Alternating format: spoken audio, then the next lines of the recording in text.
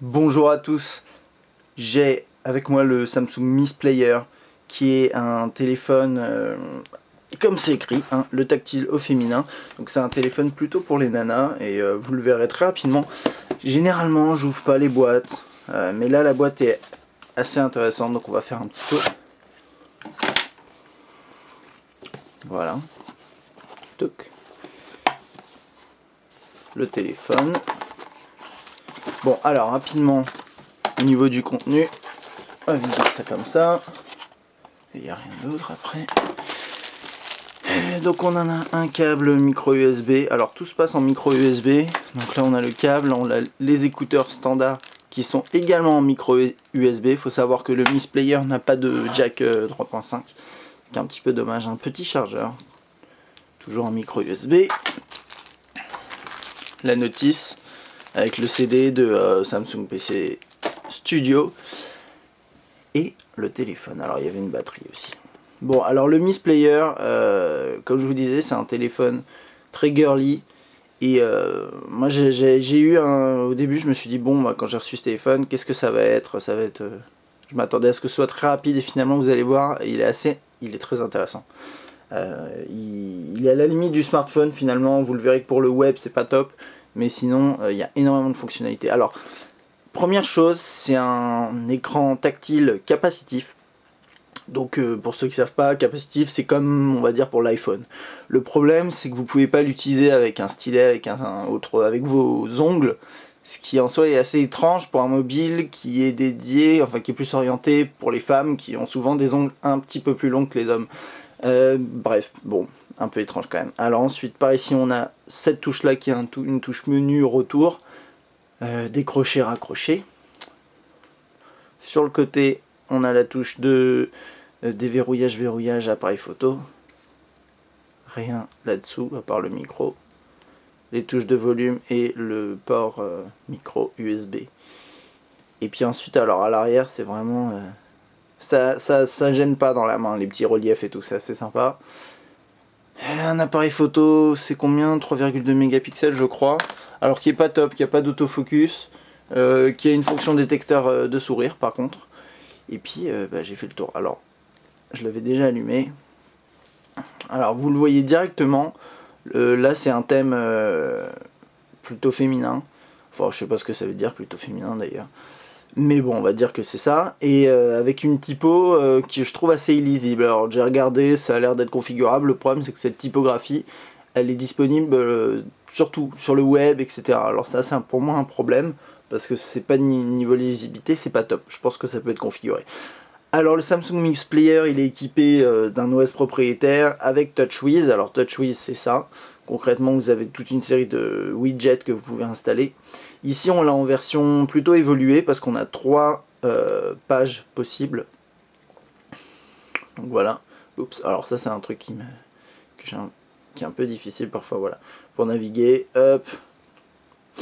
Donc on a des widgets, on peut passer d'une page à une autre, parfois ça rame un petit peu. Donc là j'ai par exemple un widget de mes contacts favoris qui a du mal à charger apparemment, je sais pas trop. Ensuite ici on a, bon là j'ai mis des lecteurs musicaux, etc. Alors, et ici on a pas mal d'autres widgets.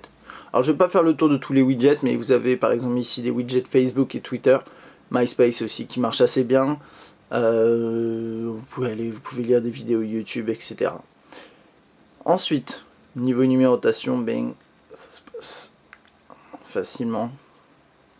Alors quand vous faites un numéro, quand vous composez un numéro et que vous appelez, le clavier se bloque, enfin l'écran tactile se bloque automatiquement pour pas que vous fassiez, voilà, que vous appuyez sur l'écran tactile avec votre joue, vos oreilles, etc. Ensuite, ça c'est le répertoire classique, vous pouvez mettre des contacts avec une photo, bon, ça on va dire c'est du grand classique. Alors ensuite rapidement dans le menu, parce que en fait dans le menu il y a 3 écrans remplis d'icônes. Alors on va essayer de faire ça rapidement, même si il y a beaucoup de fonctionnalités. Le journal, ok. Contact avec photo, ça c'est pour visionner vos contacts dans un mode un peu plus sympa qui rame un petit peu quand même. Vous avez un lecteur de MP3. Voilà. Donc vous avez vu, hein, la typo c'est toujours la même.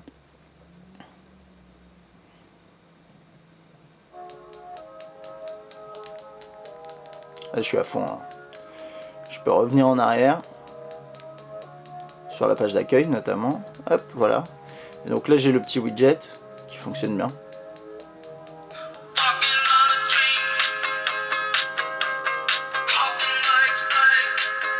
Hop.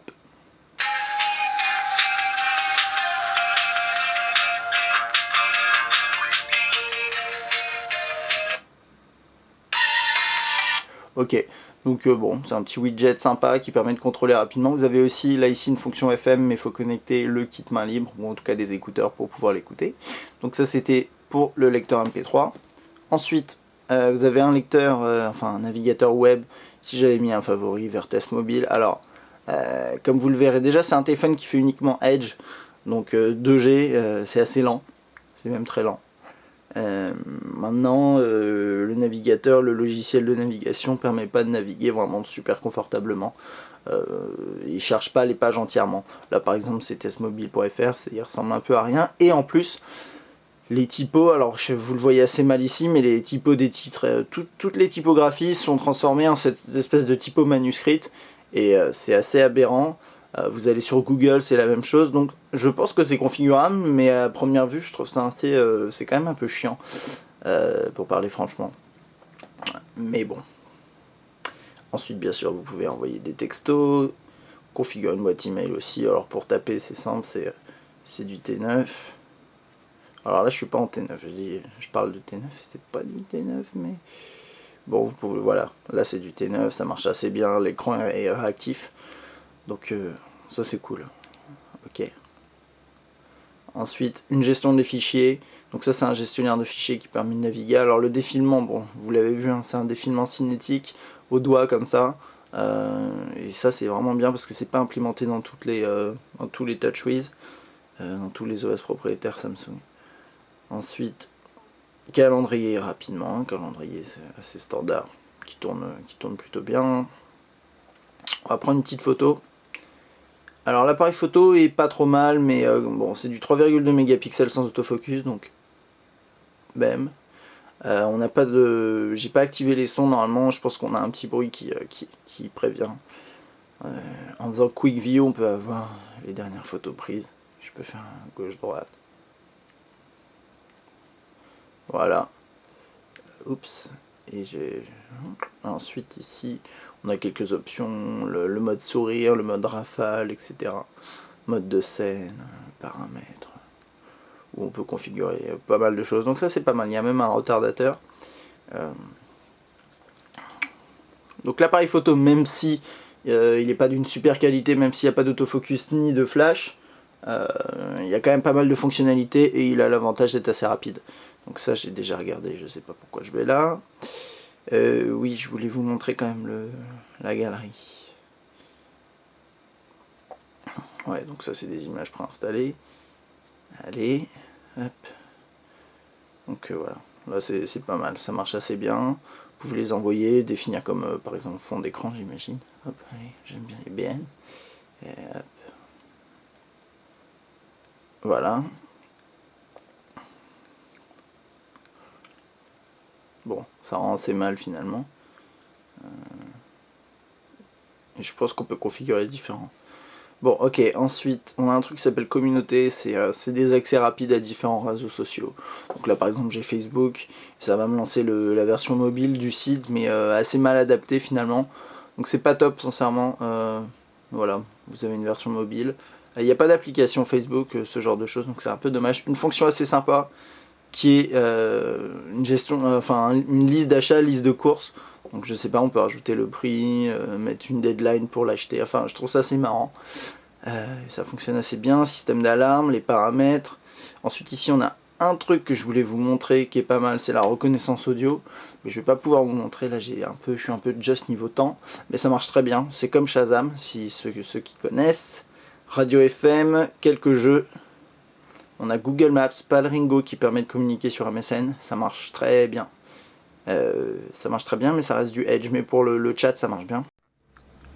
un lecteur de flux RSS ici, une horloge mondiale, un mémo, tâches, gestionnaire de téléchargement, donc on peut télécharger des applications et des jeux, calculatrice, convertisseur, minuteur, chronomètre, voilà. Donc globalement, c'est un téléphone qui paraît finalement comme ça d'ici assez limité, et en fait non, pas mal d'applications, pas mal de fonctionnalités, 3 pages d'accueil, des widgets.